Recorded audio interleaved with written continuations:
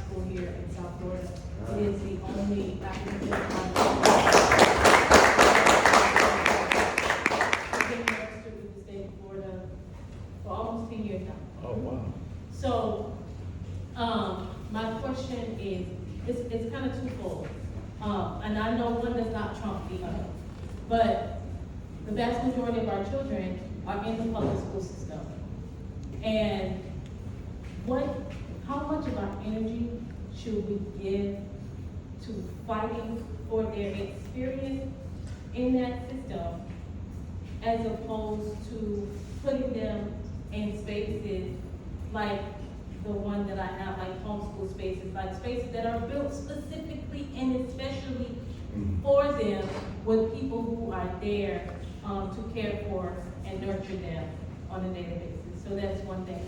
And then the second thing is that as we move into the future, the same thing as 10 years ago is not needed. AI is wiping out a whole bunch of stuff that's needed, just in terms of writing and literacy and those things. Not that it's not needed, you know what I'm saying? It's that it's a tool that our children are going to be using at a much larger rate than we do.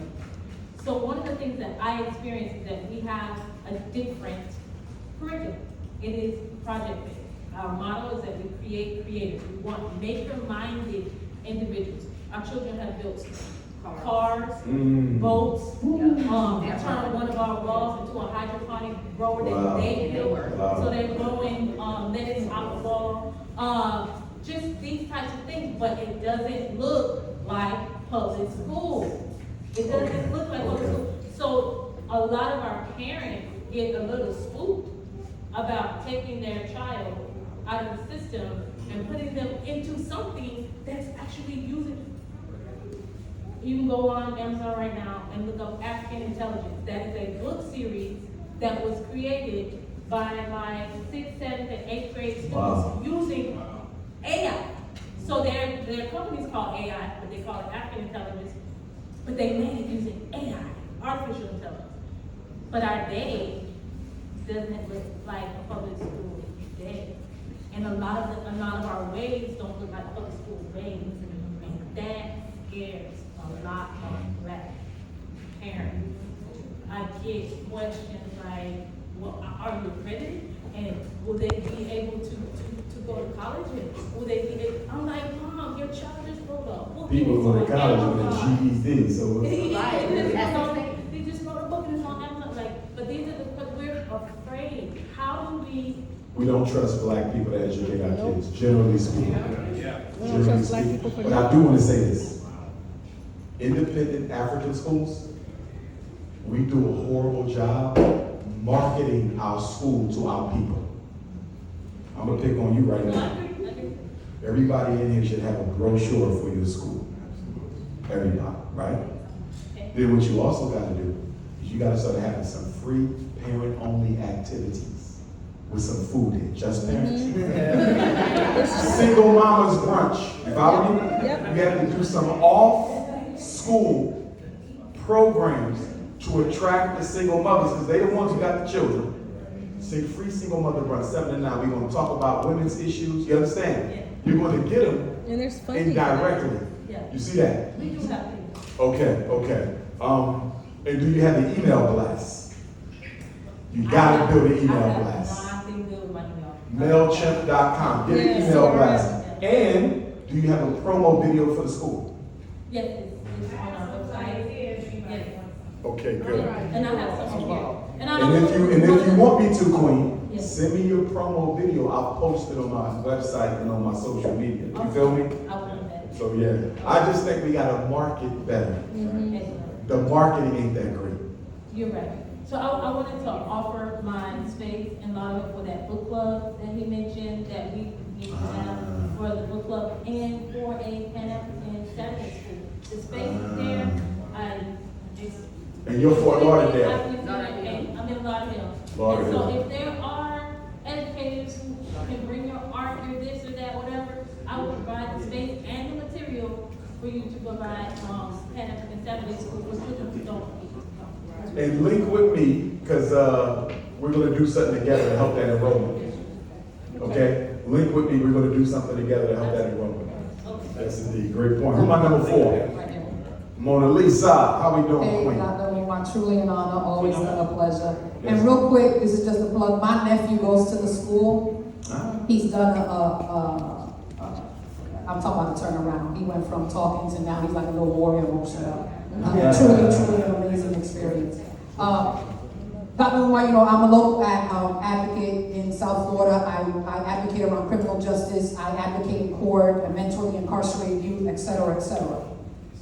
My question to you is, how do we get our people to understand that they need the criminal justice knowledge as preventative methods and proactive? Because what happens is, since 2014, when I started Probation Station, a radio show, and I've been teaching the communities of Miami-Dade and Broward County, most of our people are not interested until it actually hits home. Like, I get the phone calls like, oh, Mona Lisa, I know what you're doing, but well, you weren't at this, you ain't come to this, you ain't. How do we get our people to understand, understand, and overstand the importance of being proactive and also going to court with their loved ones, advocating, and truly understanding to share the information. So if you see a young brother on your block that you know he or she is going to go to court, make sure that you let them know to wear proper attire. One of the things that I have been able to accomplish, I am a former probation officer. I sat in the felony division in Broward County for many, many years. So I took all of my knowledge and flipped it on them, right? So then I started to help our people how to get off of probation, keep their jobs and stuff of that nature. But I find it extremely challenging that it's literally a reactionary thing. Like if it happens to them versus being like, let me understand this, because the probability of my sister, brother, cousin, auntie, uncle of getting stopped or being arrested is like extremely high. We have over 7 million people under correctional control in the United States of America. Mm-hmm. So, brother Umar, Dr. Umar, how do we get our people to understand like we need this knowledge, whether it's for us or for the ones that we love or our co-workers and our family members and friends? Quick question before you pass that mic. Tell them what you do with Probation Station in case somebody needs to access your service. So what I do is I teach our people how to maneuver through the system while you are on probation. I don't deal with prison.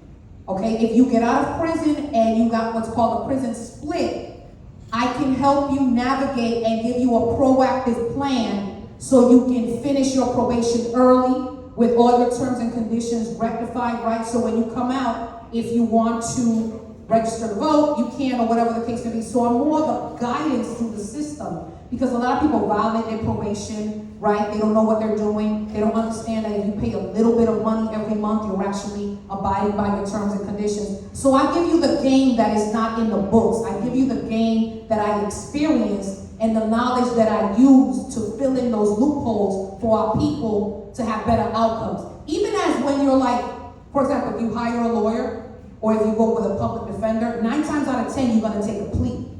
Then I can look at your charges and be like, I'll give you one example. If you have a grand theft charge, then the probability is you're going to get an anti-theft course. So now instead of taking the anti-theft course that the judge is ordering you, which is because they're all connected through the system, all they want is your money, I'll say, well, go look online and see if you find something that's compatible that you can actually afford. And you become part of your negotiating process with the state attorney. Because when I was in the courtroom, I negotiated pleas between the state and the defense. And all it is for us is a lack of knowledge and the fact that we don't unite. Like, I bring 30 people to court and get my results. I advocate and have done voiceovers where the state attorneys shake. Get to know your state attorney, go visit them, get to know your public defender. Those are the type of things that I do along with, growing my own food and all this other stuff, because I'm real big on diet and stuff of that nature. So say, wow, that's powerful. Give her a hand.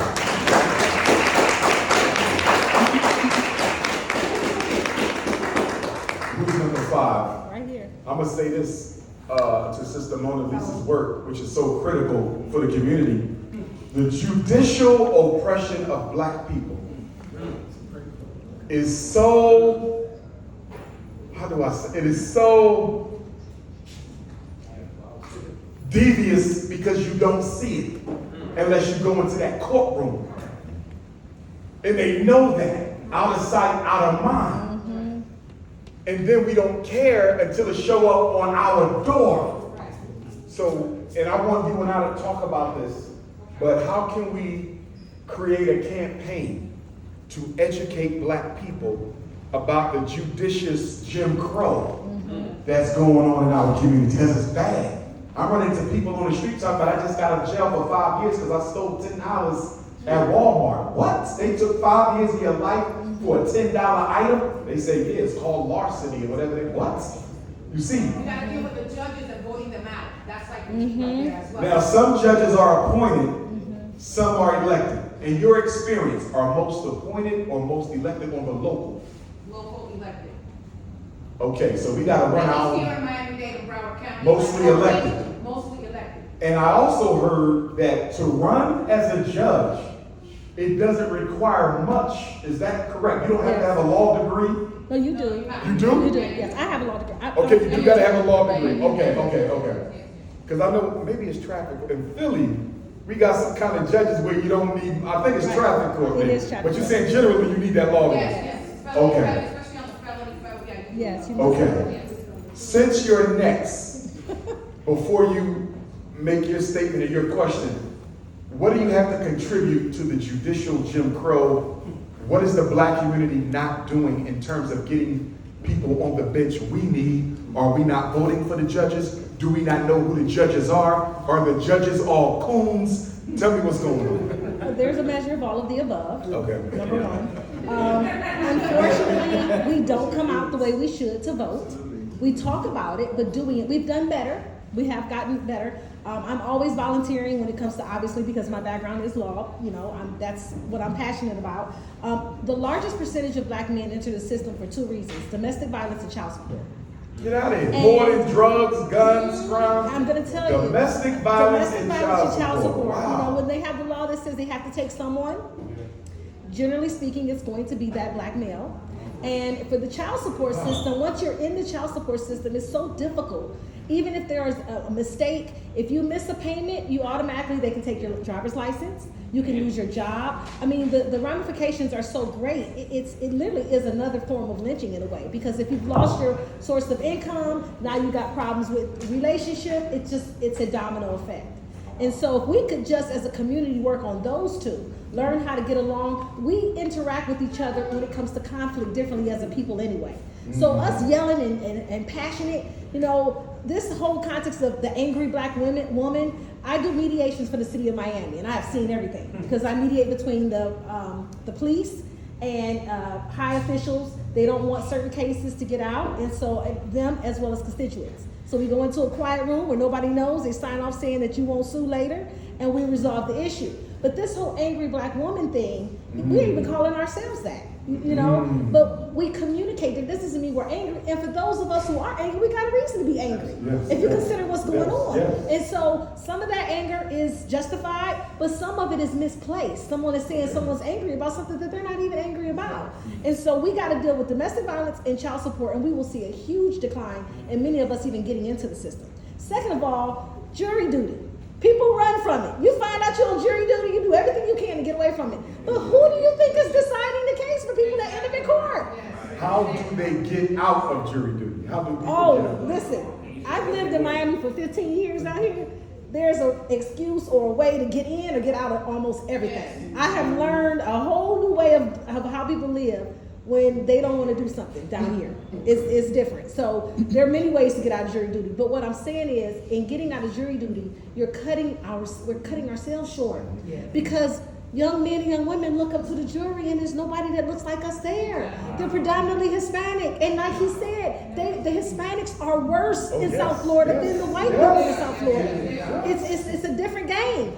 Also, we oftentimes call people coons that are on the opposite side. If you have a black prosecutor, automatically it's like, why you got this black person, you putting people in jail? I would rather look over there and see someone that looks like me, because they're gonna do what they do. And it's gonna remind them that you still look like me, than someone who doesn't. So instead of being mad that you have a black person as a prosecutor, how about being glad that somebody that might be able to save your butt or bring the time down for you because they do look like you? So we gotta stop misplacing this word coon. Sometimes people are looking out for you, but because they're in a certain position, you automatically think they won't have your back. So know who we're talking about. And that goes the same with voting. you don't have to be straight anything. I don't ever vote straight Democrat or straight. I look at the people, I look at their position, I look at their platforms, I look at their voting history. You don't go into a poll and just go off of somebody's name and what they look like or a piece of paper someone gave you. Research it. What are you doing when you go to vote if you haven't even figured out who you're voting for? That's a wasted vote, right? Because if you don't know who you're voting for, what are you using? Their name sounds black. You heard they were cool. I mean, like, what are you using? Right? So there's a lot there. I just wanted to I do have a question. Sure. The gentleman here that knew you from high school mentioned Brother Rob. Yes, Brother Rob mentioned Rosewood. I also want to say, think about Ocoee, Florida. Same thing happened with Rosewood, worse. And they don't even have a placard. So people don't even know where to go to get to where that massacre happened. So that's another one I want people to be aware of. Ocoee, Because A-C-O-H-E-E. O-C, there you go, O-C-O-E-E. O-C-O-E-E. Yes, Ocoee, Florida. I wanted to make the point about personal accountability because to me that's the key. You cannot change another person. You can only change yourself. You may influence other people, but if you start with you, even if you're the only one to change, somebody changed, right? So we need to start with personal accountability. We need to ask ourselves, how am I contributing to my own community? Are you reading yourself? Do you know our history? Are you thinking globally and acting locally yourself? We cannot call other people out if we ourselves are not doing it. You walk around here shopping at places that are not black and telling other people to shop at black places. Be the example. Okay, so that's number one. The other thing I wanted to mention, which leads to my question, is the divisions between black and brown people here in South Florida run very deep. I'm always perplexed when black people say they can't stand black people or they don't have females say I don't have women friends. It's perplexing to me because it's a clear indication of self-hate. Yes. If you're a woman, if I hear another black sister say that, I say, aren't you a black woman? That's right. Do you hate yourself? Because again, it's personal accountability. And it's oftentimes within our friend circles or family members. So you heard your brother say, I can't stand black people, and you let that slide, then you just as bad as he is. Because he just said he don't like you. But you missed that. Because you thought it was okay, right? So we have to start with personal accountability. That being said, there's a book called Cuban Privilege, The Making of Immigrant Inequality in America. And it outlines the progression that got the immigrant population where it is today, which is really important for Florida. There's a video, if you don't like to read, I'll be honest, some people really don't. That's my thing, but that doesn't necessarily have to be someone else's thing. Because we have different ways to get information, go to YouTube, look that up. They did a whole thing back in December. Now, even though it kind of became a crap show, It's called Cuban Privilege, The Making of Immigrant Inequality. It's important for us because it outlines all the ways the Cuban population is the only population that got privileges, no other group, not even other white groups, that President Obama actually ended those privileges. And then Trump built on what he did, took away more. So that's why people say, why do Hispanics hate Obama so bad when at first they voted for him and now they're so pro-Trump? Read that or watch it on YouTube. It will explain it all. It really started with the Bay of Pigs. Everything here in America goes back to the beginning of how things, were set up from the beginning. But I'm mentioning that because we have this situation where the immigration population that are brown call themselves white. They do not even acknowledge that they are brown people. Even now? Even now. The census had to be redone because they all marked themselves as white European, as if they were European. Now, I knew that happened in the 70s. That's how they came up with the word Hispanic. Yes. It's just saying even more recently, they're Yes, still they had to saying redo white. the last 2020. So now they have a category that's white Hispanic because of that. So, but I'm gonna tell you, but they don't have any problem taking advantage of our black civil rights. Okay? So they're white for everything else, but they're black when it comes to the protections that come with being black. So the reason why I mention this because we have also a unique situation amongst ourselves. Before we can address that, we gotta start with us. When I moved out here 15 years ago, I have never heard of so many people who are not black. I'm not black, I'm Jamaican. I'm not black, I'm Bahamian. I'm not black, I'm Asian. So, you know what I would ask? My question to them would be, what color are you at midnight when the police pull you over? Yeah, right. Because at midnight when the police pull you over, they don't care about your accent. You're black. Yeah, that's right. And so we need to first deal with that issue before we can go to the brown and the stripping of what we're losing there. That is a real problem in South Florida that is unique to any other place in America because of our proximity to the Caribbean islands. And so I want to ask you, my question to you is, Can you share some strategies to address the intercultural discrimination that is more germane and unique to our community here in South Florida? Okay, before you take that mic, Oh, okay, I'm sorry. 2 questions. okay. Because as I travel, I notice that the brown versus black issue varies. I was just in St. Thomas, U.S. Virgin Islands, same conversation.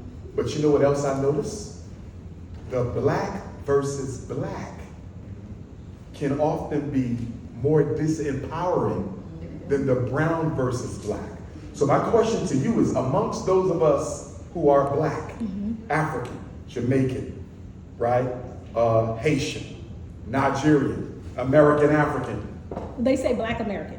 okay, black American, what are the dynamics going on within the black pot that need to be worked on before we can take power back from the browns? So there's a movie called The Black Miami by Dr. Marvin Dunn.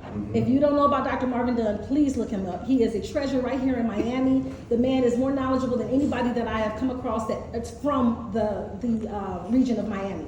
The Black Miami. The Black Miami is the movie. You can get it through Amazon or a lot of different places. But he wrote the book and then they made a movie about it. The reason why that's so key is because it actually takes you from the very beginning. The Bahamians actually were here before any other group, okay? A lot of people don't want to hear that, but they were, because they were here before the transatlantic slave trade really picked up.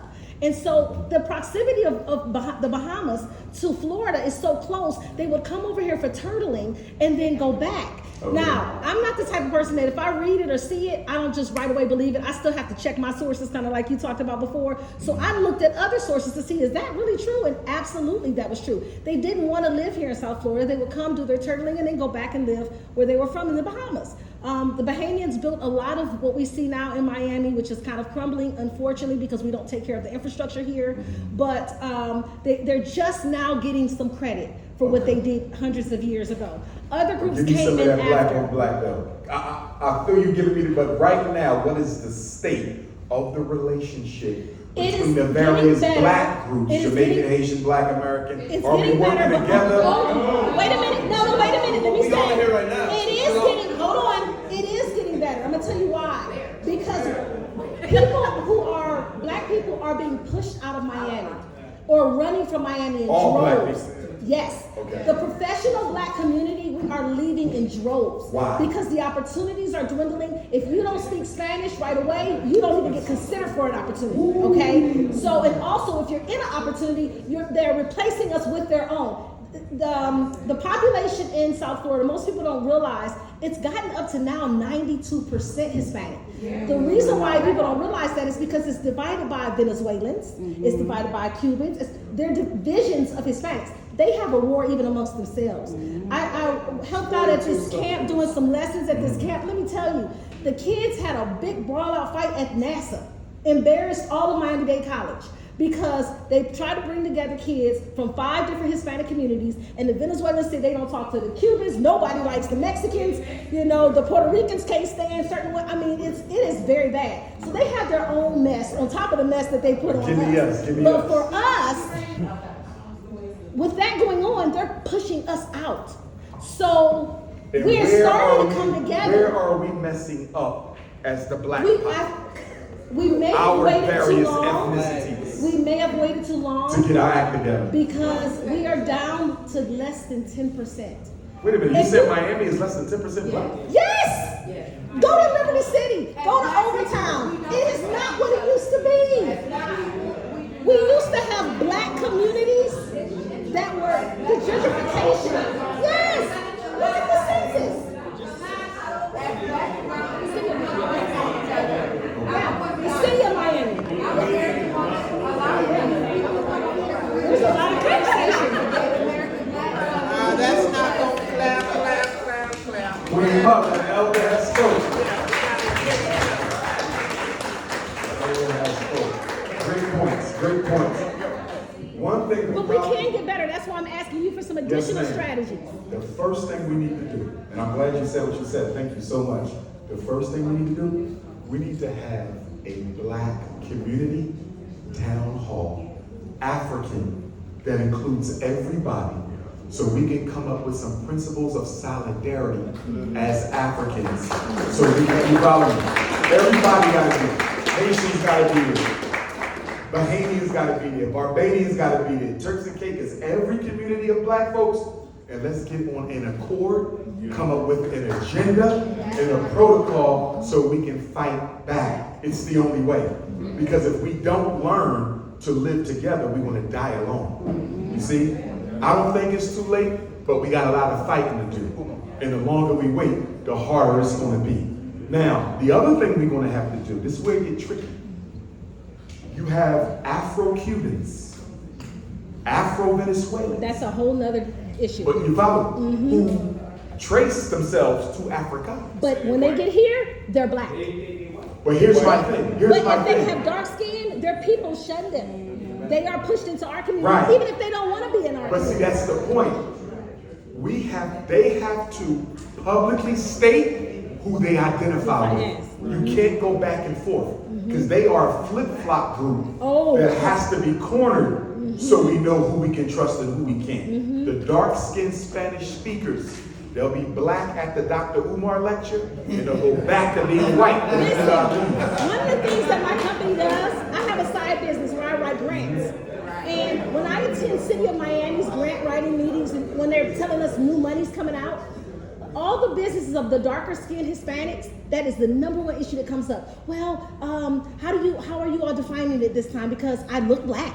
So I can check the box of black. So you have It to comes up identify, every time. right. And so when I'm writing these grants for people, I'm, no. No. How do we know? If you don't identify with us, we don't include But they you. don't have standards.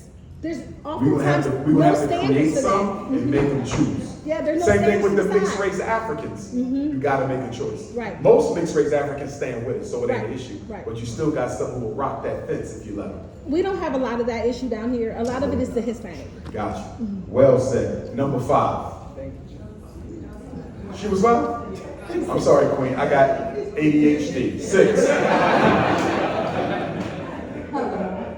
want to know your ideas or thoughts about affirmative action. And as a HBCU student, as myself, how am I to mentor the young generation who wants to go to HBCUs, or people still trying to figure out what they want to do, knowing that they have that block now on their life?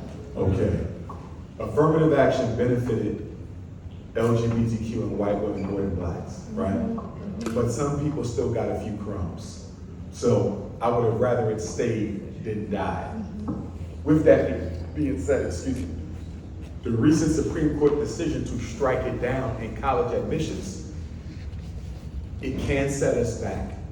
Because now what that means is they don't have to pay any attention to color at all.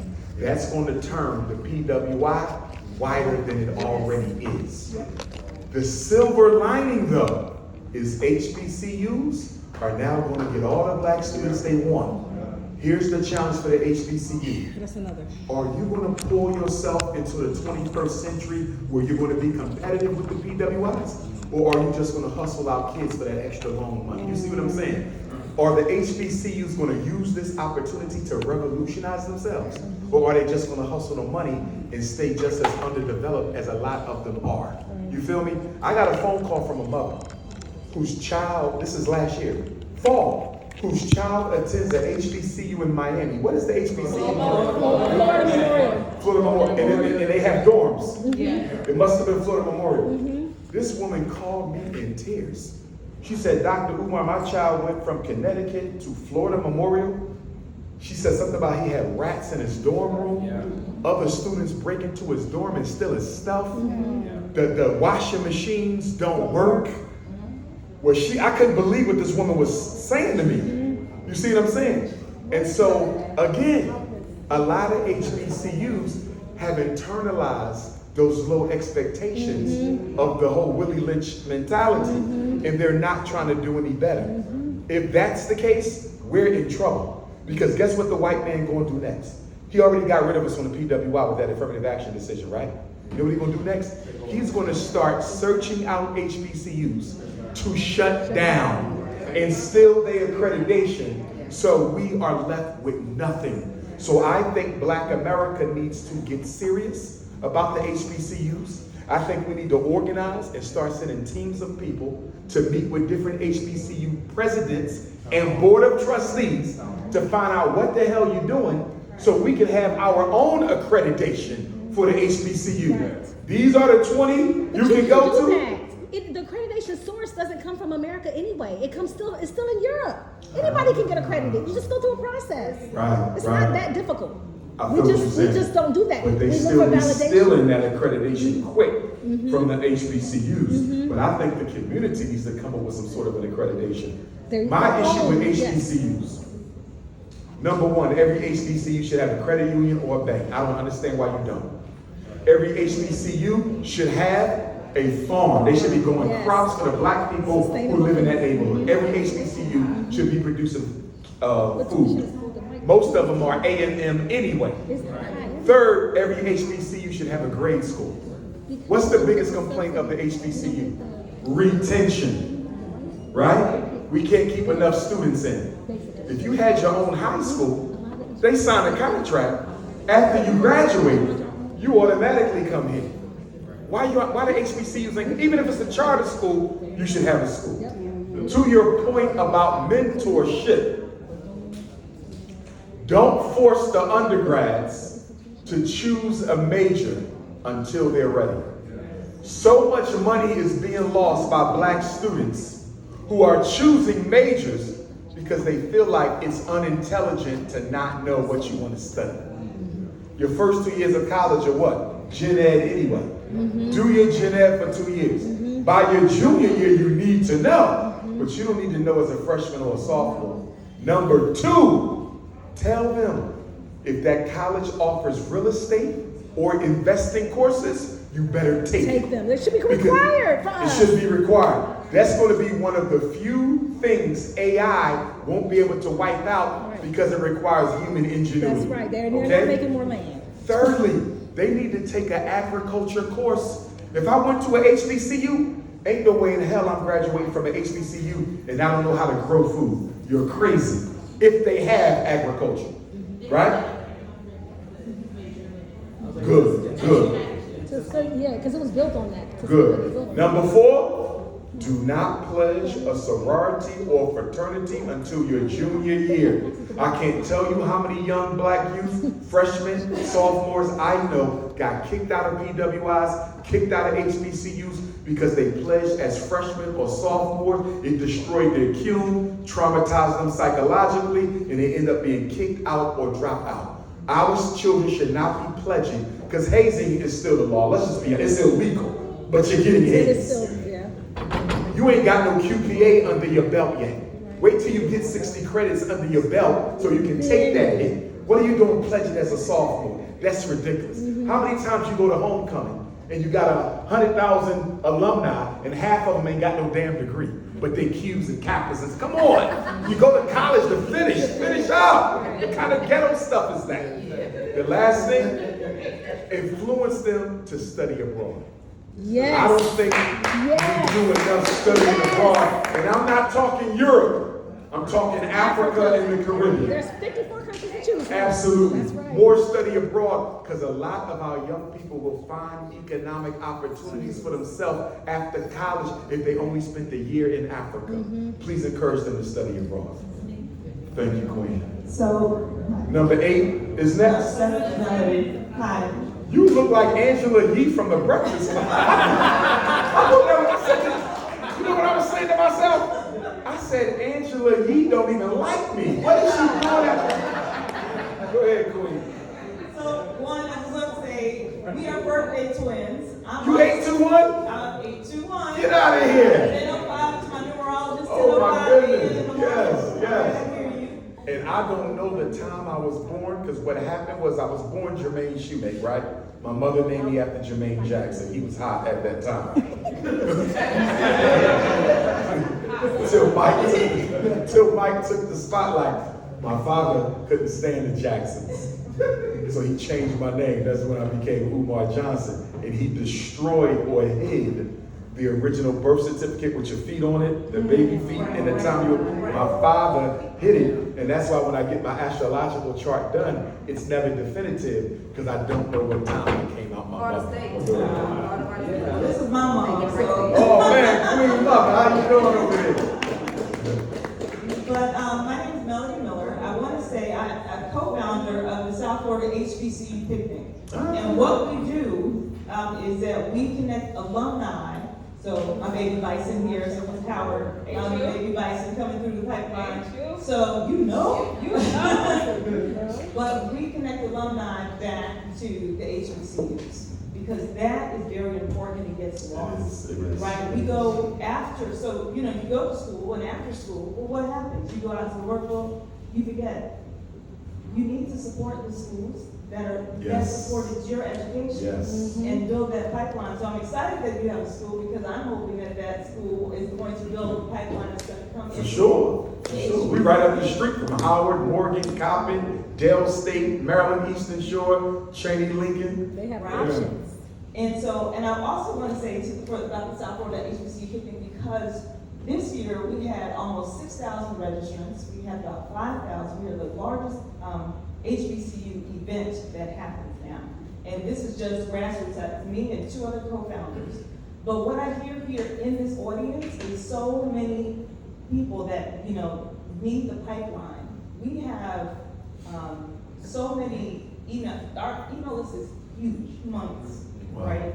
And one of the things that I would like to do is to start to foster, because we need to have, like, we have our email list, right? But you guys need our email list. You need our information. Yes. We want you to come support. We want you to come be a part of the HBCU. When is Well, we just had this July 8th. Next So year, it's normally July 8th or it's normally the second July in second Saturday? Second Saturday in July. Okay. Second Saturday in July. But in the meantime, we want to build things for the community because we do that once a year. It's at the only HBCU here, Florida Memorial University. It's our second year doing it at Florida Memorial. This is our seventh. This past year our 7th picnic. Our 9th year in existence. We have a nonprofit for this whole organization. We want you, right? So it's not just about alumni. We need the community. Miami Gardens is a big supporter of it. And so I'm coming to the next one. awesome, and we want you there because it is a wonderful experience. And I wanted to ask because about HBCUs and how you feel about HBCUs, and They all we got. Without them, we don't have half of our black professional class. HBCUs are responsible for 50% of the black professional class, from teacher to engineer to doctor to lawyer. Without them, we have no middle class. They are the blood, they are, and even more now with this new affirmative action overturned. But here's my one fear, y'all. My one fear of the HBCU, because you know black people love to be multicultural. Stay with me. right, Now that the PWIs don't have to consider color, is it a possibility that the Latinos will colonize the HBCUs now because they can't score higher than the Asians to get into the PWIs? Are y'all following me? Yep. We have to be on guard that the HBCU will now become a haven for non-black people of color who don't even like black people. First of all, what's one of the biggest issues with HBCU scholarships? Their scholarships go to brown people, not to black people. Because at the HBCU, we're considered the majority. So the brown people are considered the minority. Is that same thing going to happen now that there's going to be a retreat of people of color away from the PWI? So now my daughter can't go to the HBCU because you done let all these immigrants in and Spanish-speaking anti-black Latinos in and all this other thing. So we got to have a conversation with the HBCUs because they are not necessarily an ally until we know where they stand. Right. that's right, that's absolutely right. My mom talked about this funding of HBCUs. It's really important to give to those HBCUs. I agree. Even if you went to a PWI, the HBCUs still need you. Oh, absolutely. They're the ones that Absolutely. support your family, support whatever happens in this world, they're gonna have your back. Yes. One way or another. One way or the other.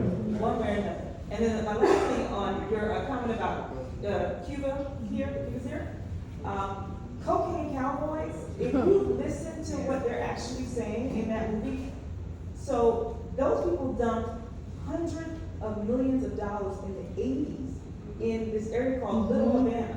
That's just a few blocks at the time. And they still own that area, the So, Cubans. yeah, and so what Yes. they did. Well, they completely own it, so 100% So own it. when you have that much money being dumped in a small area, right?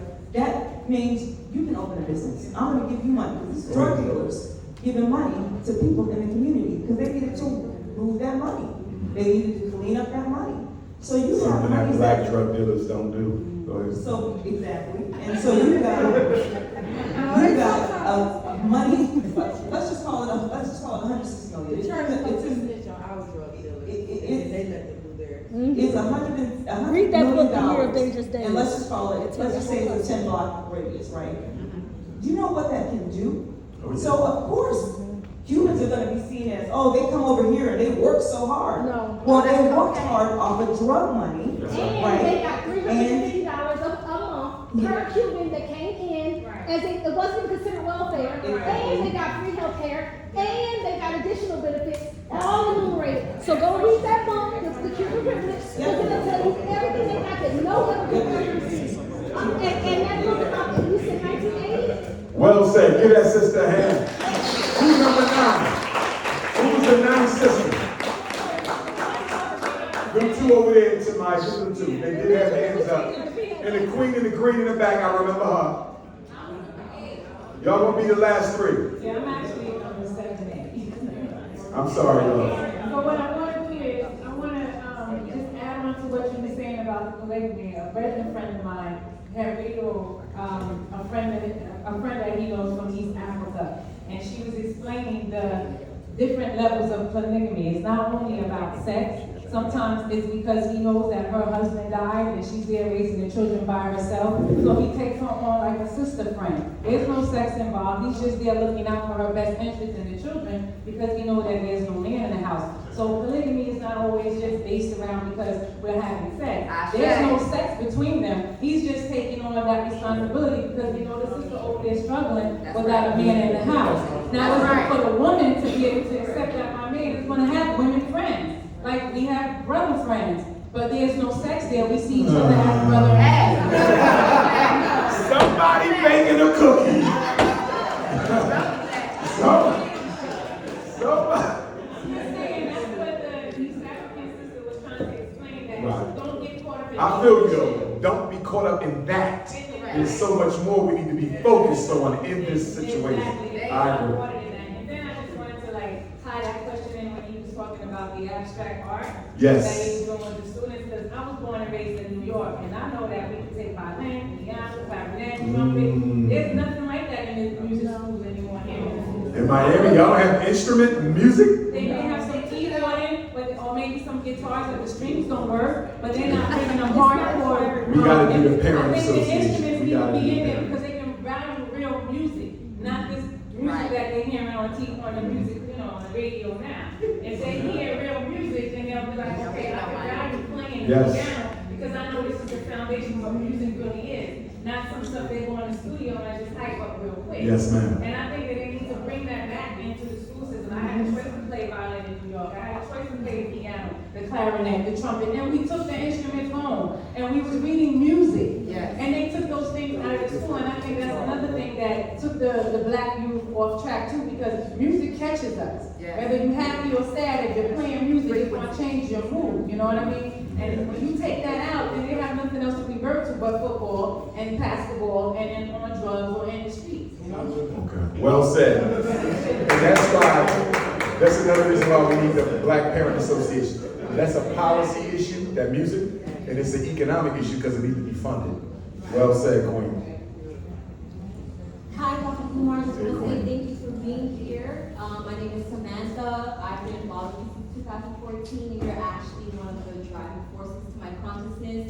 I first watched the Irritated Genie video, and then YouTube autoplayed one of your videos, and that's all she wrote. I appreciate it. But one thing I want to ask, as a millennial, as a young person, with everything that Black people are going through, it can feel very daunting. There's just so many aspects of what we go through. So my question is, as a millennial, as a young person, what are basic things that we can do for our community to push ourselves forward? A person like yourself is like, I consider a heavy hitter that's doing a lot, but not everyone is gonna be that way. So, something that I try to do personally is like, practicing group economics.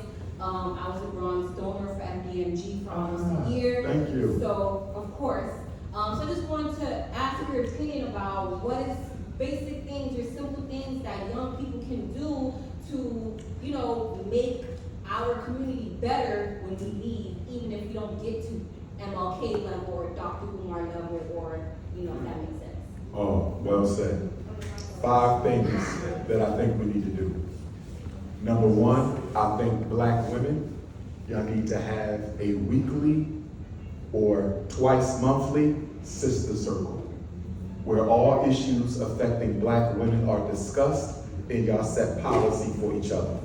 Black women have to get organized if the community is going to grow. Y'all have to get on one page. So y'all gotta start a sister circle. Non-religious, non-denomination. We focusing on culture, who we are. You need a sister circle. Number 2, black women need to create some sort of a rite of passage for black girls. We have do you know black girls, 14 through 17, are the fastest growing suicide group in America. And they're also the most likely to be abducted and sexually trafficked group. So then my question comes back to black sisters. What are we doing for the most vulnerable population of black children in America? 14 to 17-year-old black girls, more likely to be sex trafficked or abducted, and more likely to take their own life due to suicide. Y'all have to create a rites of passage program for them. Black girls are crying out for women to spend time with them. A lot of them have mothers, for whatever reason, who hate their guts. And we have a big issue of mommy-daughter conflict in the black community. Not just teenagers and 40-year-old mothers. We have it with 40-year-old children and 70-year-old mothers. I don't know what it is with the black mother and her daughter, but y'all got some strife that I would even argue might supersede the strife that black men can have with their sons. There is a very big issue amongst black women with other black women that doesn't even involve a man half the time. So sisters gotta get together. Black men have to come together. We need a brother circle because we gotta talk about community patrol. We should be out here on these streets at night making sure our sisters ain't being kidnapped. These sexual traffickers are so aggressive, they driving up their sisters in broad daylight, snatching them in the trucks in broad daylight. And all my sisters like you, y'all sisters who petite, that model look, y'all can't be out here by yourself at night. Y'all too easy to snatch.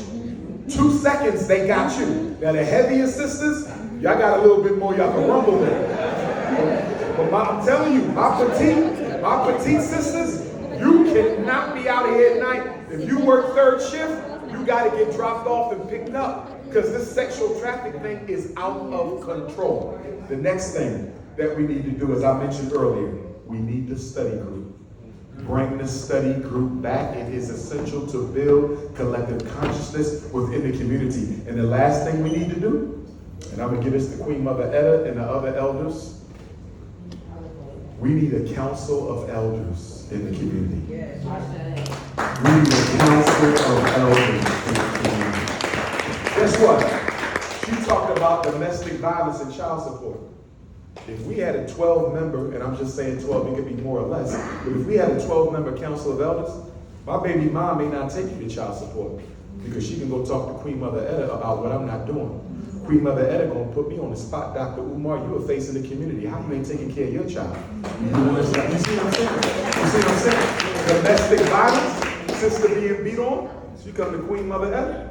We're going to have we're going to send the elder men to go have a conversation with the brother beating her, and we're going to bring some strong brothers like Will in there with the peace and say, listen, bro, you can't touch her no more. Whatever you're going through, we got some therapy, the elders will talk to you, but if you touch her again, the Ski Mask Club coming to see you. Do y'all feel me? Yeah. We need a Ski Mask Club. You're not going to fix this. Every culture has a system of accountability. In the Italian culture, you kill an elder, you kill a child, you're dead. You're dead. Every culture has some sort of accountability and punishment. We ain't got that, and we need to come with that. That's the only way we're going to get a lot of these people in line, brothers and sisters. Those 5 things are the way. We got 2, the queen in the green and the elder in the yellow. elder be last. And are we cutting it off at that We're point? gonna cut it off at that, so I can leave time for pictures and books if I need to sign Okay. it. Great conversation. Greetings, blessed love, okay? Blessed love. Talking to that mic, gorgeous. Greetings, King, and to all the beloved ones here. My name is Aishel. I am a alkaline and vegan holistic healer and chef.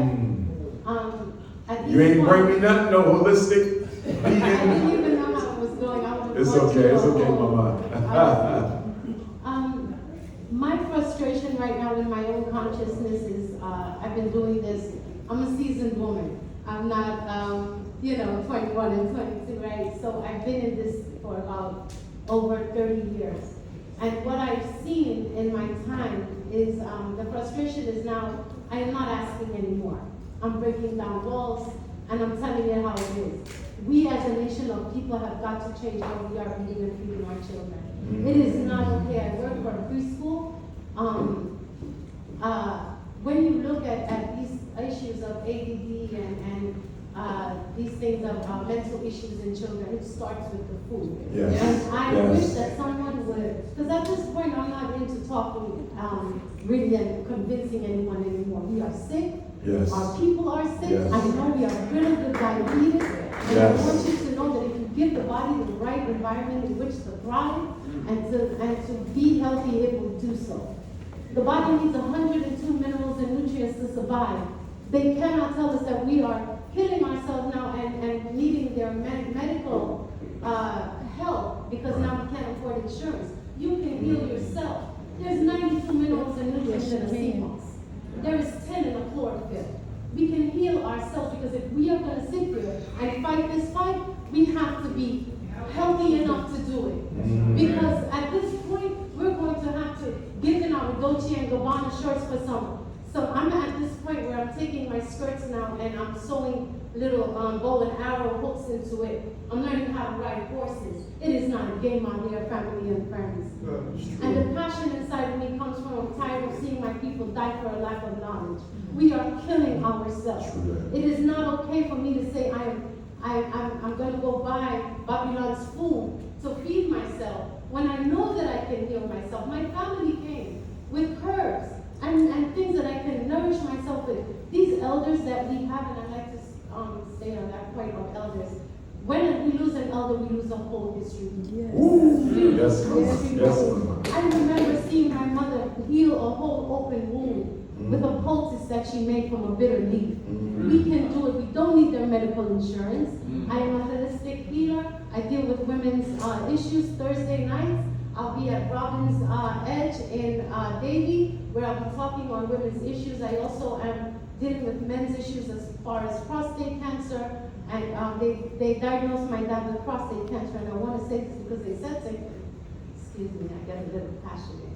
They said to him that go home because they found a stain on his prostate and said, go home and live your life normally, you're fine. I made a blend of my own to increase his prostate organ, because the thing is about our organs is that once you rejuvenate it, all it needs to do is to be rejuvenated. It's there for a purpose. You don't need to take out your womb systems. Because they're telling you that because of breast cancer and uterine cancer, it comes from genetics. It does not. It comes from what you eat. It comes from the garbage that you decided to go and eat at Popeyes rather than sit there and examine kale for a little while. I have a mushroom burger that will make you think you are at Burger King. Where is my burger? I can't, it's coming, King. Also, this thing that I'm doing with the women's movement is also to help women and men to know about your bodies and know how to heal yourself. Again, about my dad, when they told him to go home and live his life normally, that was because in the state of Florida, they don't care about the elders here. You are a number, they're waiting for you to die, so the other ones will Sell your organs. Right, so it's like, I don't know, that global cleansing or whatever they want to call it, that's another issue. Well, I need you, number one, I would like to speak with you about the dietary schedule for FDMG, right? So I want your insight. You can help me create that. That's number one. Number two, I'm amongst family, so I can be honest. I have an addiction problem. I never told y'all, but I'm telling y'all now. I am addicted to Little Debbie's, ginger ale. And when I was driving down the street the other day, I did not want to stop, but the fish fillet in McDonald's came out the store with extra cheese and tartar sauce, and it blocked the car. I'm joking. But I can use some insight into my own diet because I travel a lot, and the airport food is horrible. So maybe you can give me some ideas or maybe some quick things I can make and take with me. Because if I keep on living off the airport food, I ain't gonna be here too long. So please make sure you text me so we can talk. Sure. Here's the thing. Prostate cancer, when they told my dad to go home, his PSA was at 16. We brought it down to 3. Wow. So literally, we cured him of cancer simultaneously. Wow. Literally. So kings and queens, emperors and empresses, please understand that if you give your body the right environment in which to thrive, it will do so because the Gideon is here. And we are going to have to fight. And if we don't have the strength to do so, they're going to conquer us again because remember, the first time they conquered us, they changed our story and our narrative. Because we're conquering someone and a race of people, we changed their story. We are here and now we're not knocking anymore. I'm tearing down the door and saying, I'm taking what's mine. Yes. Well said. This is the last question. Last one for the night. There's so much little topics that I can brush on everything that everyone has been saying. But I had an uncle, he was Cuban, my aunt. Oh, first of all, I was born in Honduras. But I consider myself African American, I consider myself Black American. Whenever I fill out any form or anything, I put either Black American or African American. I don't put Hispanic. Maybe I should, because I would get more if I was to put Hispanic, but anyway, I take pride in being an African American. Now, having said that, my aunt was married to a Cuban, and he used to always say, the Black community, he equated to this. The man represents the trunk of a tree. And the women represent the branch.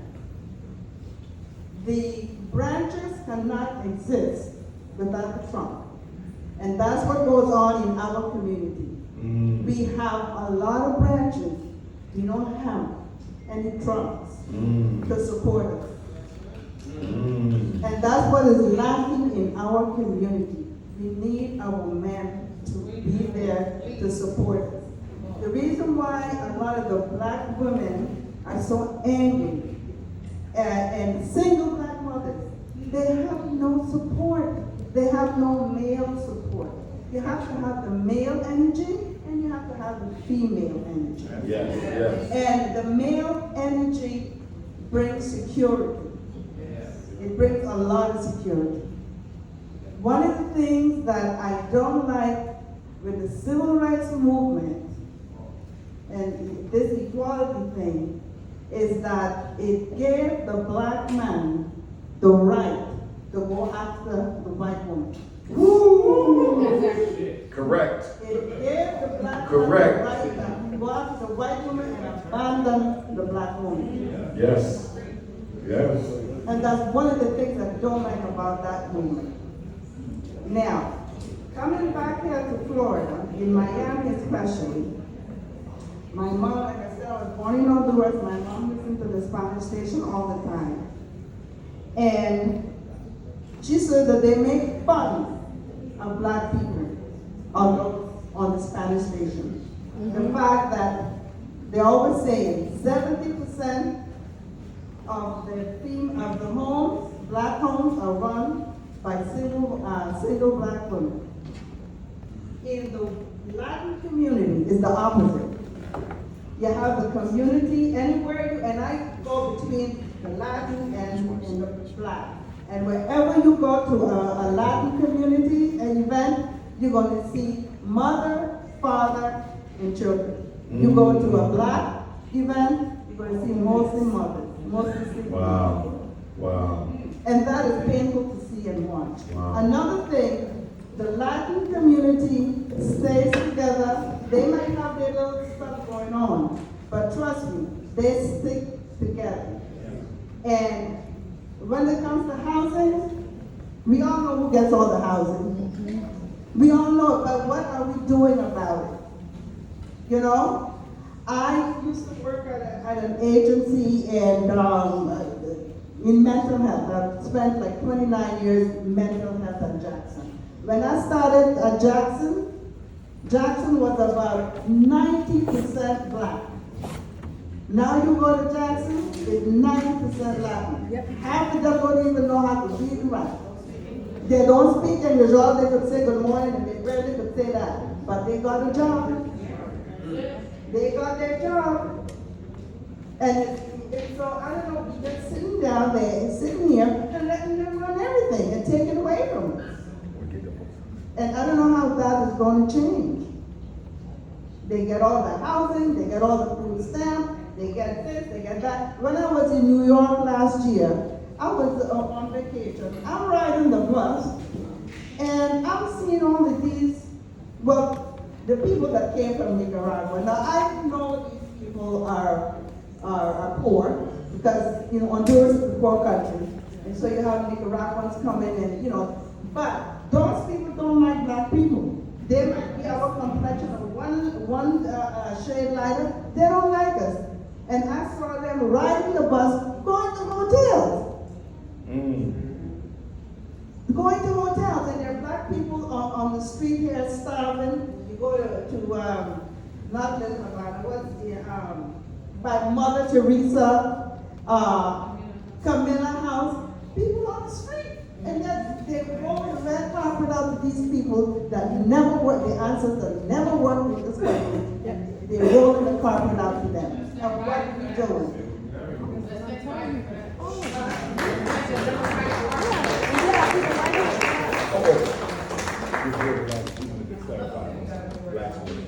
One good thing, the beautiful queen right here, what she said about jury duty, if you get selected for jury duty, please, please, please participate. I worked a lot in the courthouse, and I see white people coming all the time, and it's like, wow, it's my first time. I really want to sit on jury. I want to see what it's like. I really want, if you can see these people, if you can see these people who want to sit on jury, some of them they are intellectually disabled. Trust me. And the state attorney's job, the first thing is to get rid of all the Black people.